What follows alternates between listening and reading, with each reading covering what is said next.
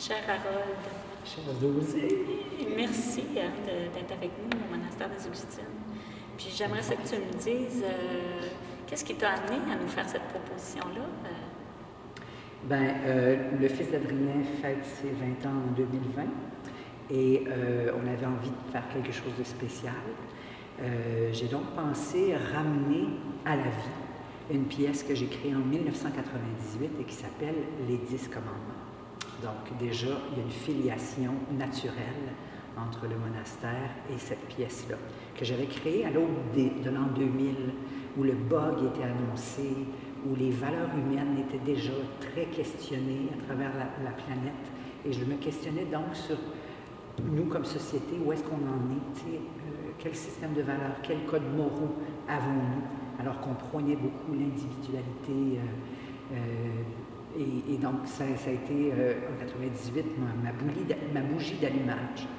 Et donc, pour célébrer le 20e, je me suis dit, pourquoi ne pas créer une espèce de série d'événements autour de cette relecture des 10 commandements.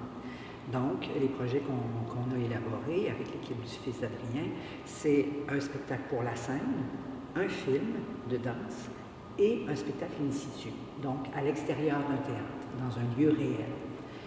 Et quand est venu le temps de choisir le lieu, c'est sûr que le monastère était tout désigné parce que j'avais pas envie que ce soit dans un lieu quelconque qui n'a aucun sens par rapport à cette thématique quand même assez forte.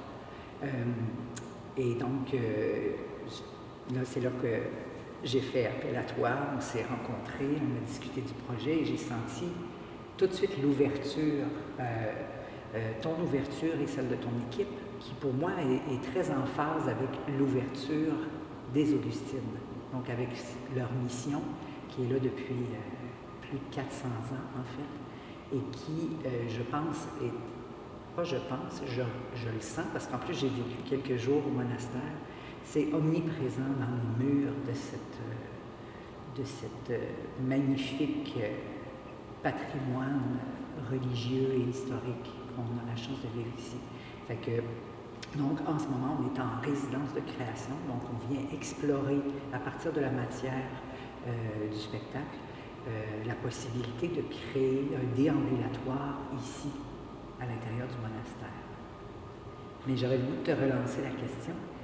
Qu'est-ce qui a fait que toi et ton équipe avez eu envie d'accepter notre idée folle, parce que c'était un peu fou d'arriver avec 10 danseurs, en plus en période COVID, où il faut porter des masques, être à distance et tout ça, donc, et d'accepter une proposition aussi en danse à l'intérieur d'un monastère, c'est quand même ambitieux, tu sais. Très curieux.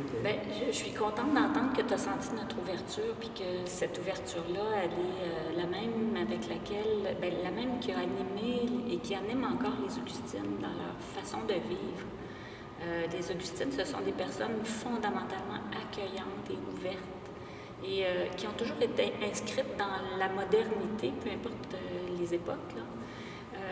Que ce soit en recherche, quand elle voulait implanter une nouvelle façon de faire, elle prenait tous les renseignements pour s'approprier les contenus et tout ça, puis être toujours à l'avant-garde, je dirais. Donc, je reviens sur le thème de l'ouverture chez les Augustines. Et nous autres ici, là, moi, l'équipe, on est des passeurs dans tout ça. C'est que les Augustines, elles ont légué leur plus ancien monastère, parce qu'elles en ont fondé 12 au Québec. Donc, celui de l'Hôtel-Dieu de Québec, elles l'ont légué à la population du Québec. Et nous, on est les gestionnaires, les animateurs, si on veut, de ce lieu-là. Et notre but fondamental, c'est de conserver ce patrimoine-là, mais aussi de le partager avec les autres. Et ça dans la plus grande ouverture. Donc, quand tu es venu nous rencontrer, heureusement, pas heureusement, mais en fait, on se connaissait déjà, on a déjà mené des projets ensemble. Tu es arrivé avec toute ta personnalité, ton respect, tes valeurs. Et tout de suite, c'est la confiance qui s'est établie, qui est une confiance qu'on connaît de toute façon depuis nous autres aussi fort longtemps. Alors, comme les Augustines ont aussi vécu toujours un contact de très près avec les arts, on voit ici, il y a des sculptures, il y a des statues qui ont été réalisées par des sculpteurs souvent de renommée quand même. Il y a la musique, il y a un orgue Casavant près de nous en ce moment.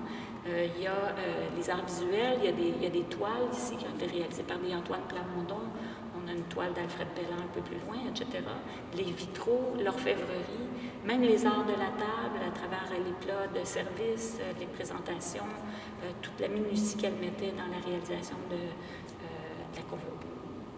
différents mets. Les arts aussi, les métiers d'art qu'elles ont exercés pour les besoins qu'elles avaient, mais aussi par fantaisie dans leur moment de loisir. Donc, les arts et les Augustines, c'est un mariage de toujours. Alors, ta venue, elle est venue dans ce contexte-là. Et je dirais aussi que moi, personnellement, depuis les 4 ans où je travaille au monastère, je rêvais d'un parcours in situ dans ce monastère-là, dans un lieu qui, comme tu le sais, a un esprit, une âme qui est très, très forte. Et connaissant ton respect et ta créativité et connaissant aussi les gens de qui tu t'entoures, je me sentais en confiance pour vivre cette première expérience-là. Et j'en ai parlé avec les Augustines parce qu'on échange sur tout ce qu'on fait. Elles sont toujours très heureuses de voir de quelle manière on rend accessible leur patrimoine. Et tout de suite, à la présentation de ton projet, elles ont été très séduites, elles ont été très ouvertes aussi à votre venue. Donc, je pense que toutes les planètes étaient alignées pour rendre ça possible.